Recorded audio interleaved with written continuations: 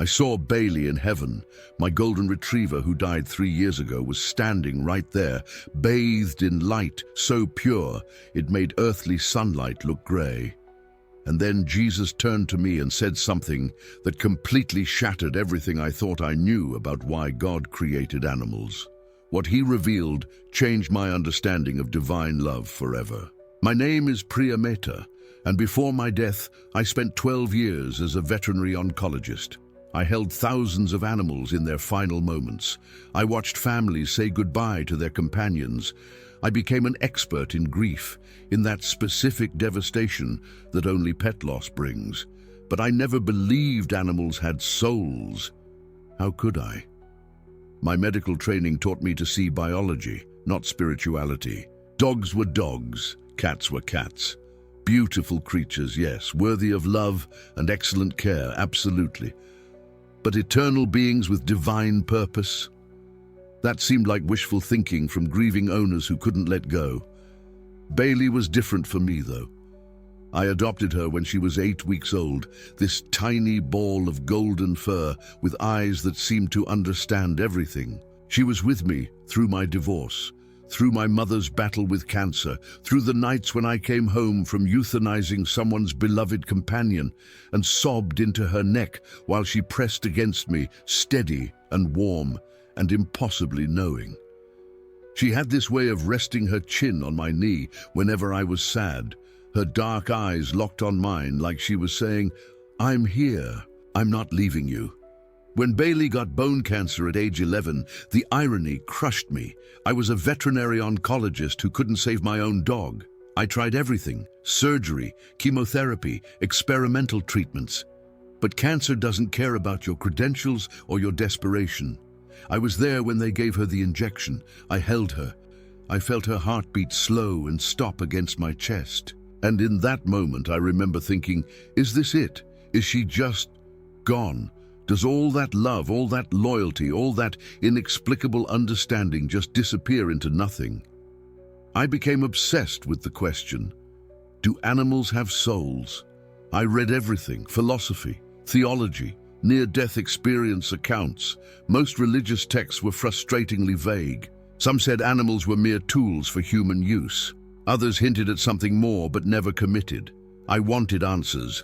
I needed to know if the connection I felt with Bailey was real or just neurochemicals and projection. 3 years after Bailey died, I got my answer in the most shocking way possible. It was a Tuesday morning, routine surgery day at the clinic. I was assisting Dr. Chen with a tumor removal on a German shepherd named Atlas. Everything was normal until I felt a strange flutter in my chest. Just a weird sensation, like a bird trapped behind my ribs. I ignored it. We were mid-procedure. Then the flutter became a squeeze. Then the squeeze became a crushing vice that sent lightning down my left arm. I remember saying, "I don't feel right." Then the floor tilted. The surgical lights became stars spinning in a void. I heard Dr. Chen shouting my name, felt hands catching me as I collapsed. The last thing I saw in the operating room was the heart monitor, beeping frantically, then slower, then erratic, then nothing. The doctors told me later that I was clinically dead for 4 minutes and 17 seconds. Cardiac arrest from an undiagnosed arrhythmia.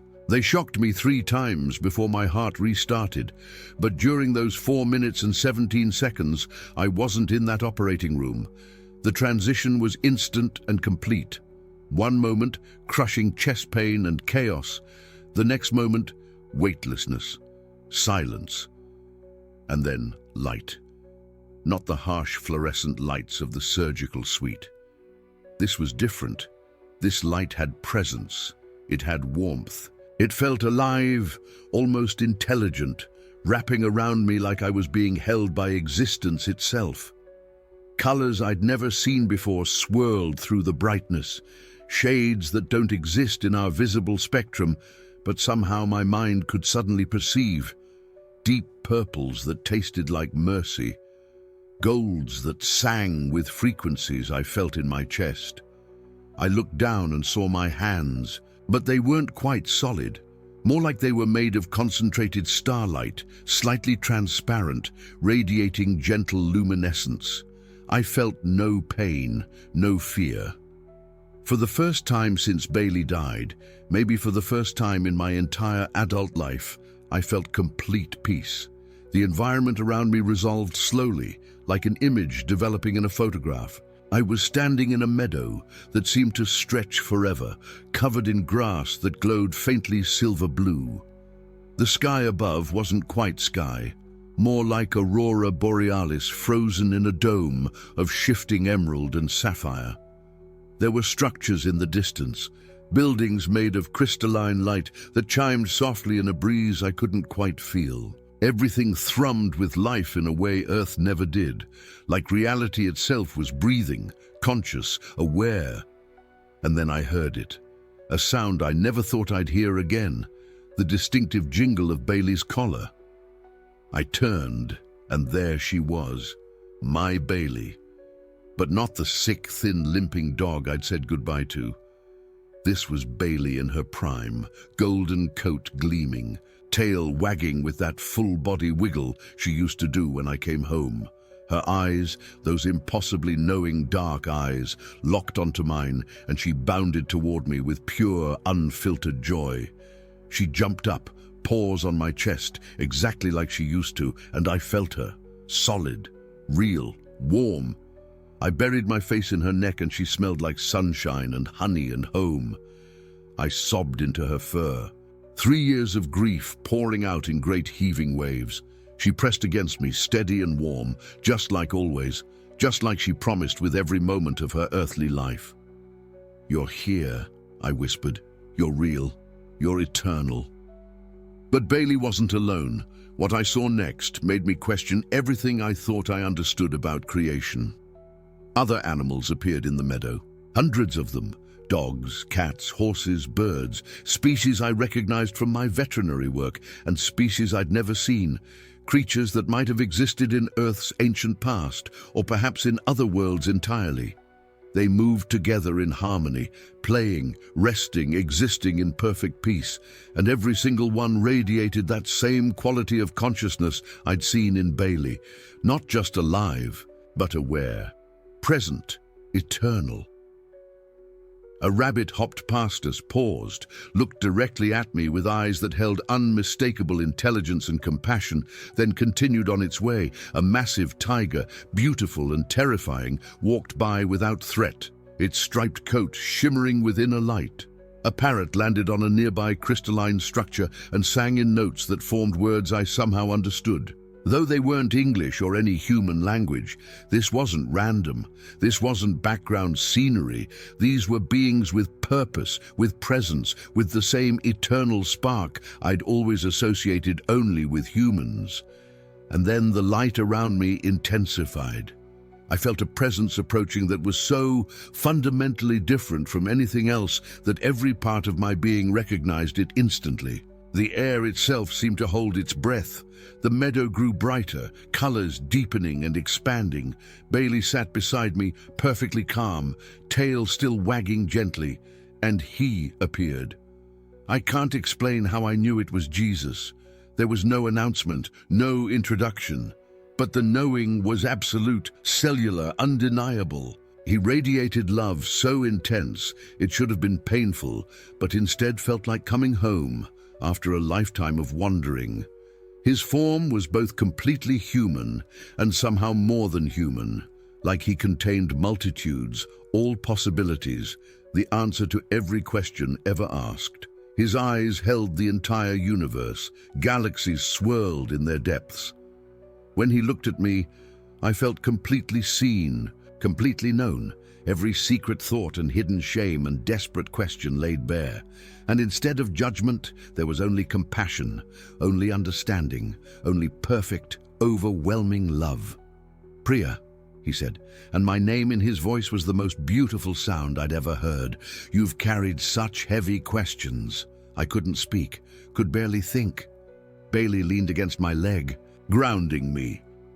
Jesus knelt down, ran his hand gently over Bailey's head. She closed her eyes in contentment, and I saw something pass between them, recognition, deep mutual affection that spoke of relationship beyond what I could comprehend. "You've always wondered why I created animals," Jesus said, looking up at me with a smile that held infinite kindness.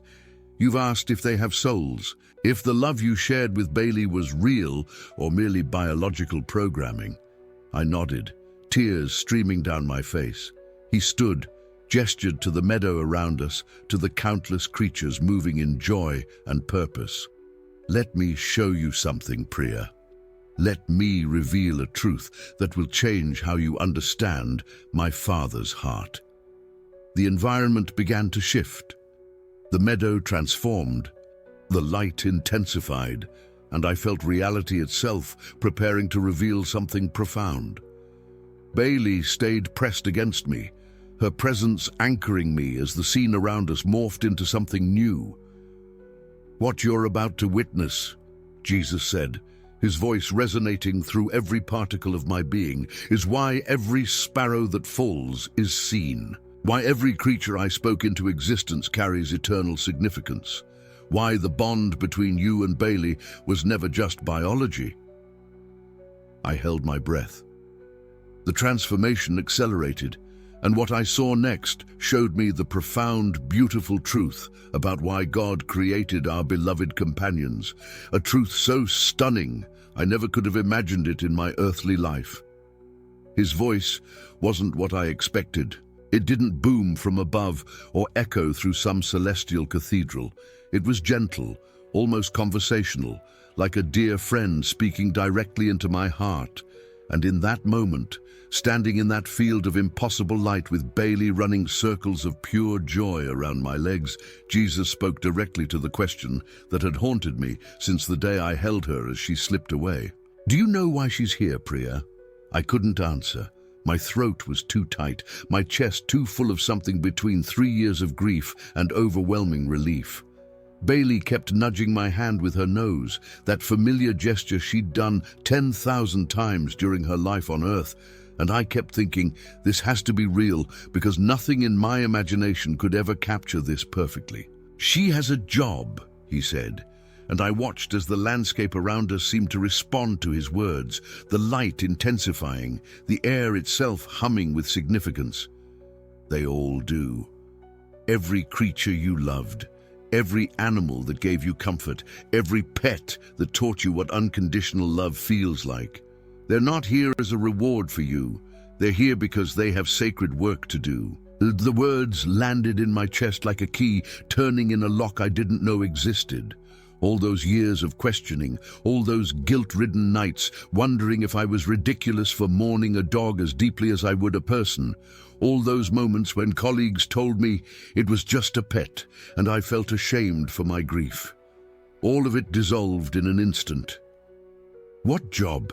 I whispered, and Bailey sat perfectly still beside me, her golden eyes fixed on my face with an intelligence that suddenly seemed far more profound than I'd ever recognized. Jesus knelt down, and I swear the entire universe held its breath. He ran his hand through Bailey's fur with the tenderness of someone who knew her, who had always known her. And when he looked back up at me, his eyes held something I can only describe as fierce love. "She heals souls." 3 words. 3 words that rewrote everything I thought I understood about heaven, about purpose, about the nature of divine love itself. "When people arrive here," he continued, standing again, gesturing to the vast expanse around us that I was only beginning to understand was limitless. "Many of them come from great suffering, trauma, loss, confusion, fear. They've been taught doctrines about judgment and worthiness, about earning their place, about whether they did enough or believed the right things. And that fear doesn't disappear the moment they cross over. It takes time. It takes healing." I watched as the scene around us shifted, not dramatically, but like a curtain gently pulling back. Suddenly I could see them, other people, other souls, walking through fields similar to mine, and with nearly every single one of them was an animal. Dogs, cats, horses, even a rabbit I noticed, all staying close to their person with unmistakable purpose. One man I saw stood at the edge of a crystalline structure, tears streaming down his face, while a horse he recognized pressed its forehead against his chest. A woman knelt in golden grass, her arms wrapped around a dog that seemed to pour love into her very being. "Your theologians got it wrong," Jesus said, and there was no anger in his voice, only a kind of patient correction. "They taught that animals have no souls, no eternal purpose, that they exist only for human use and disappear into nothingness when they die. But they taught that because they couldn't imagine a God whose love was vast enough to care for every sparrow, every creature, every beating heart I formed with intention." My legs felt weak. I sat down in the grass, and Bailey immediately laid her head in my lap, her weight solid and real and absolutely impossible to dismiss as hallucination or wishful thinking. "As a veterinary oncologist, you spent your career witnessing something most theologians never see," Jesus continued. "You saw how animals love without condition, without agenda, without keeping score or building walls or protecting themselves from hurt. And that love, Priya, that pure, uncomplicated, relentless love, that's the closest thing to my heart that exists in creation. I felt tears streaming down my face, but they weren't sad tears anymore. They were the kind of tears that come when something broken inside you suddenly remembers how to breathe.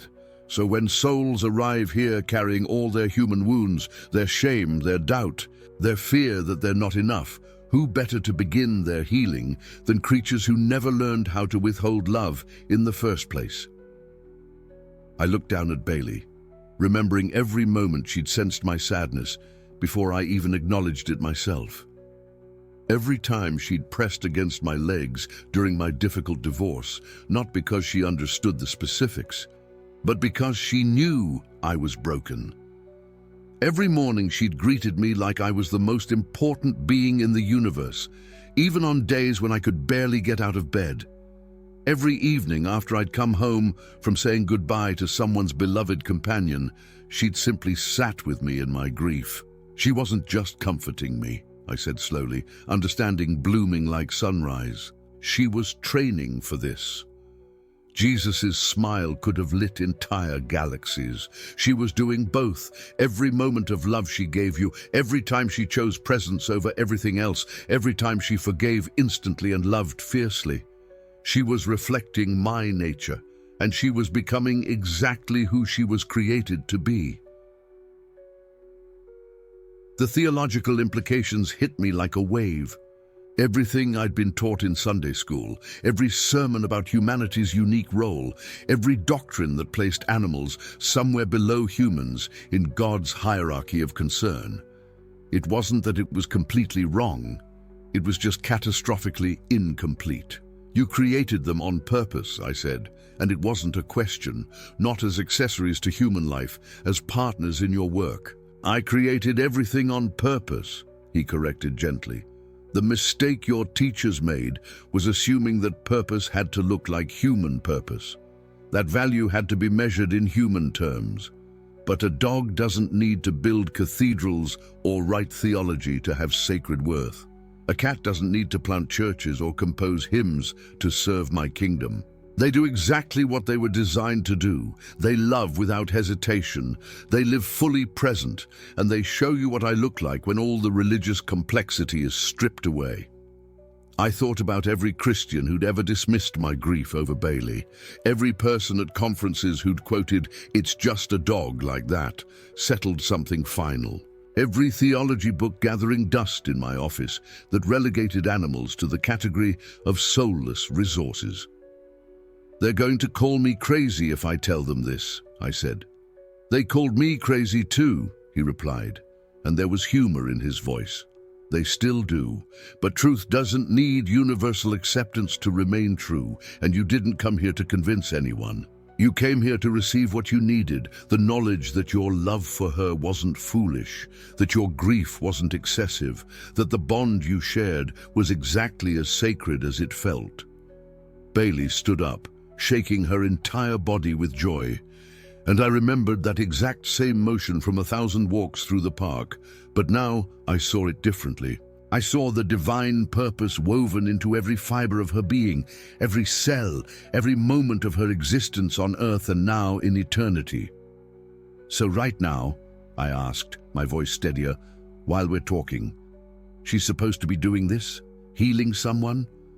"Right now," Jesus said, "she's doing exactly what she needs to do. She's healing you, because you're going back, Priya. And when you do, you're going to carry this truth with you. You're going to tell people that their pets weren't expendable, that the love they felt was real and recognized and honored, that grief over an animal isn't weakness or sentimentality.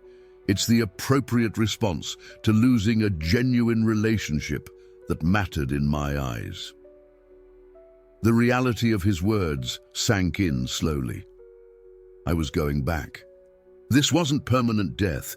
This was a visit, a revelation, a correction to every lie I'd believed about the scope of God's love and the significance of animal souls. "How long do I have?" I asked, and Bailey pressed closer, as if she could sense my time in this realm was limited. "Long enough," he answered. "Long enough to understand what you needed to understand. Long enough to let her love settle the question you've been carrying." We sat there, I'm not sure for how long, because time felt different in that place, elastic and irrelevant, and Jesus told me more. He told me about the way animals pray, not with words but with presence. He told me about the horses that help warriors heal from battle trauma, the cats that sit with the lonely until they remember they're not abandoned, the dogs that greet souls who died believing they were unlovable and show them immediate, undeniable affection. "Every religious teacher who told you animals don't have souls," he said at one point, his voice carrying gentle authority, "was speaking from human limitation, not divine truth. They measured souls by the capacity for human-style reasoning and language, but I measure souls by the capacity for love. And by that measure, your Bailey has a soul that outshines most of the theologians who claimed she didn't." The landscape began to shift again, the colors softening, the light pulling back. I felt the tug of return, the sensation of being called back to a body I'd briefly forgotten existed, back to machines and fluorescent lights and the limitations of flesh. "I don't want to leave her," I said, panic rising. "You're not leaving her," Jesus corrected.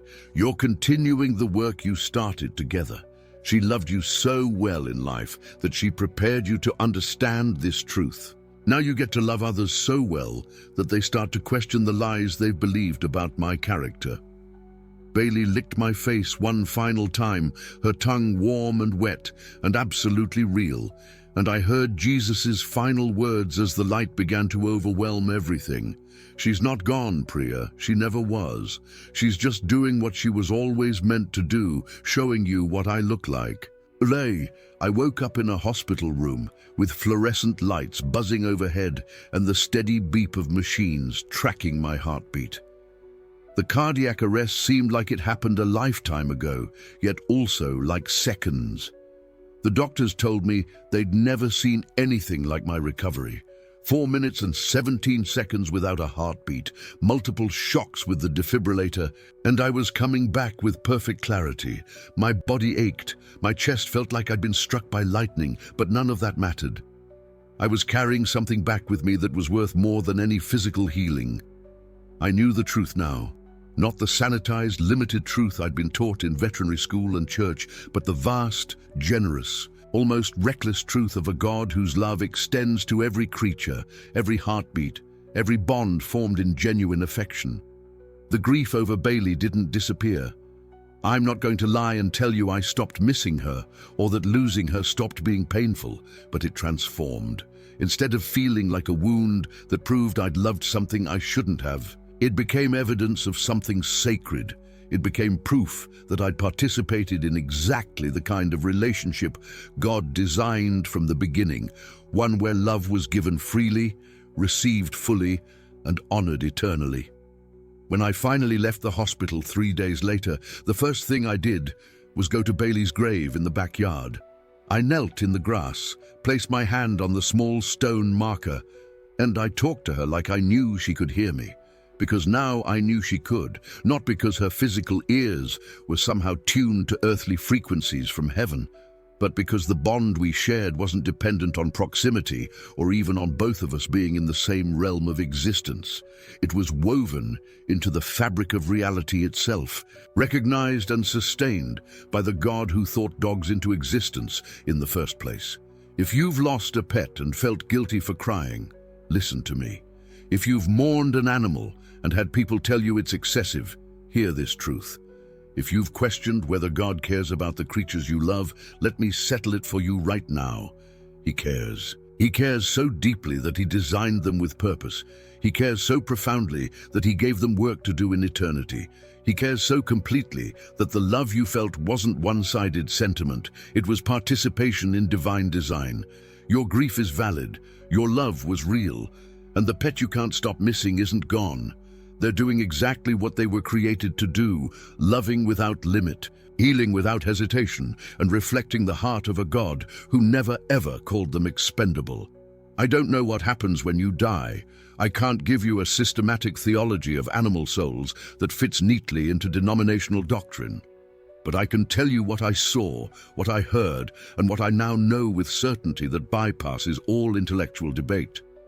Your pets have jobs in heaven. Sacred, purposeful, divinely appointed work.